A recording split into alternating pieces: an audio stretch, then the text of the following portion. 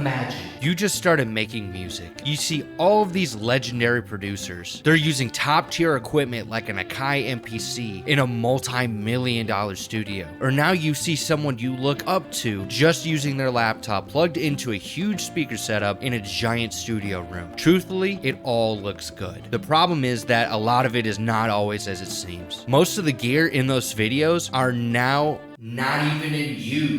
There was a point in time where making a song cost millions of dollars, limited resources, and a lot of creativity. And sometimes derugs, cutting lines and rhymes. I digress. Back in the early days of music recording, copying people was frowned upon. Lawsuits did occur in early music, but it was mainly over the composition. It wasn't until the forming of the hip-hop era in the 1970s when Grandmaster Flash was innovating what a disc jockey can do. Eventually, he would play parties and collaborate with rappers such as Curtis Blow to then form his own group called Grandmaster Flash and the Furious Five. His methods of scratching vinyl records pioneered a genre and led to heavy usage of what we now know as sampling in the modern music industry. Now, I know what you're thinking. Is sampling legal? The simple answer is yeah. The long answer is it depends on what kind of relationship you have with the copyright owner. Sampling is the reuse of a portion of a sound recording in another recording. Even if you decide to take a sample and release a song for free, you now are at risk for a label or a copyright owner to take all of your royalties or personally sue you for everything you own. It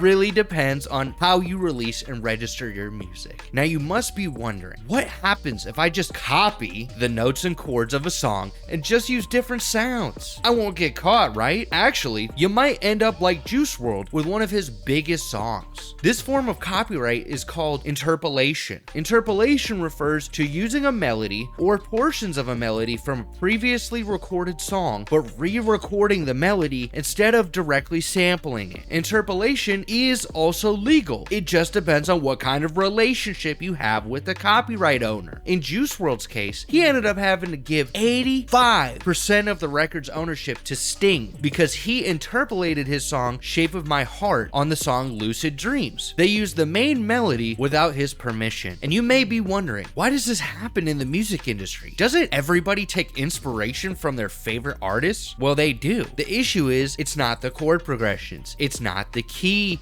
or the tempo. It's not even the drum patterns. It's mainly the melodies and the lyrics. Those are what makes songs unique and able to copyright. You can do these legally, and most of the time labels do not typically pursue what is considered illegal unless money or lots of views are involved. That doesn't mean they can't pursue you. They have every legal right to do so. And if you leave yourself open to them being able to take down your music and sue you personally, they could do that if they have a strong enough case. I used to have issues with streaming music production on Facebook years ago because I used to use Output's plugin Arcade, which is awesome. But some of the instruments in their software had copywritten samples, which would get my streams flagged and taken down. Also, using melodic splice samples can cause issues when uploading to music distributors or playing your music online. What I think is important from this is to come up with original ideas. It's okay to make songs with samples if you don't plan on releasing them, but once you put them out there in the social media realm or anywhere online, you are putting yourself at risk. And guess what? God gave you a gift, and I know you can absolutely be more creative than taking directly from someone else. I know some people who watch this may not know Jesus, but I hope you realize that the music industry is merciless, but God is a merciful God, and he loves you. Romans 11:29 through 32 says, "For the gifts and the calling of God are irrevocable. For just as you were at one time disobedient to God, but now have received mercy because of their disobedience, so they too have now been disobedient, in order that by the mercy shown to you, they also may now receive mercy. For God has consigned all to disobedience, that he may have mercy on all." Even if you have made these mistakes before, you realize how the music industry is. That doesn't mean you can't be redeemed, loved, and shown mercy for making the wrong choices. Even if you have made all these mistakes before and you realize how the music industry is, that doesn't mean you couldn't be redeemed, loved, and shown mercy after making the wrong choices. I know I've made many mistakes in my life and and my music career. But if there's one thing I've learned, it is that God has been very merciful to me and has allowed me to restore many aspects of my life through repentance. I fell into many traps in the music industry. And fortunately, I never dug my grave with this specific issue, because that could be a death sentence to your career and your personal life. Especially with this new AI technology they've been implementing, things are getting kind of scary. And I want to see more people use the gift that God gave them and to use it wisely. If you made it this far in the video, thanks for watching. Drop a like, drop a subscribe, and maybe leave a comment to tell me more about where you need support on your songwriting journey, or that you maybe need to shower because it's probably 3 o'clock in the morning. Either way, I will see you all in the next one. God bless you.